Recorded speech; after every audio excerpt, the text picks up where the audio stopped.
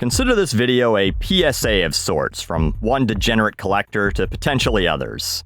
I've been a collector pretty much my whole life. It started with hockey cards as a child, moved on to action figures in my early 20s, and although I did have some comics from when I was a kid, I got serious into collecting them when I was in my early 30s, just before the Marvel Cinematic Universe really took off and comic prices started getting to the point where everyone and their mom thinks, well, I've had this Spider-Man comic for 30 years. It must be worth a fortune. I'm gonna sell it at our garage sale for $40. And it's some comic they printed 1 million of and it's worth maybe $5 if it was still in good condition, and the one they had, they found rolled up in a box with their old Beanie Babies in the closet.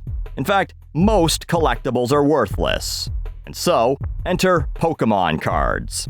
Pokemon cards have existed since 1996, and like all the things I just mentioned, they're now old enough to have their big moment where everyone goes, holy shit, I could be paying for my kid's college, when whatever you have probably couldn't pay for one textbook.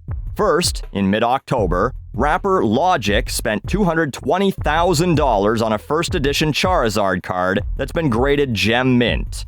Grading, for those who don't know, is when a company looks at what you have, assigns it a grade based on its condition, then seals it in plastic, never to be touched by a gross, slimy human ever again.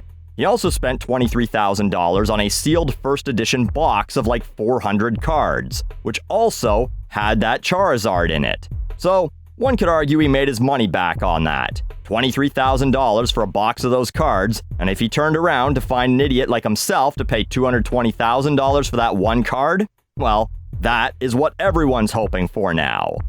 A YouTube channel appropriately called Dumb Money, who makes videos like, stocks we're buying if Trump wins the 2020 election, and stocks we're buying if Joe Biden wins the 2020 election, reportedly purchased a box of first edition sealed Pokemon cards for $375,000, hoping for the same thing, to get all the rare cards and sell them individually to the other Logics of the world.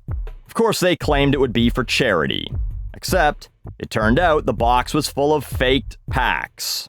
So then they claimed they got their money back, and then they made another video titled, Opening Another Pokemon Box. We'll pay $375K if it's real.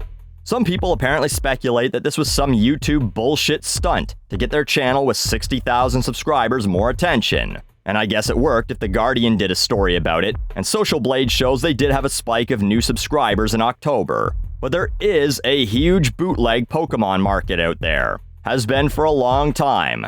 Gotta fake 'em all. So anyway, consider this the beginning of the end for Pokemon collecting, because this is how it always happens. This is how every other collectible market crashed. Sports cards got the spotlight when in 1991, Wayne Gretzky bought a 1909 Honus Wagner baseball card for $451,000, the most anyone had ever paid for a card at that time, and everyone went apeshit. Companies started printing cards like crazy, new companies sprang up overnight, and regular old jack-offs bought sealed boxes going, in 20 years, I'll be rich. Problem is, everyone had this same idea. Every house in America has a basement with 20 sealed boxes of baseball cards from the 90s, and they're worth less than what people paid for them then. Someone paid $30 for 2 full boxes of 1992 baseball cards on eBay recently, and if you asked me, they overpaid. Comics had a huge surge in the 90s too, when someone bought an Action Comics #1 for a shitload of money. And then, on a slow news day in 1992, CNN and other outlets covered the Death of Superman comic release, which resulted in over 6 million copies sold as people thought, I'm gonna own the comic where Superman, the most iconic comic character ever, dies, and it's gonna be worth as much as his first appearance someday. And nearly 30 years later, you could buy a copy for $5, $10 in its original bag, or like $3 if you don't give a fuck about that.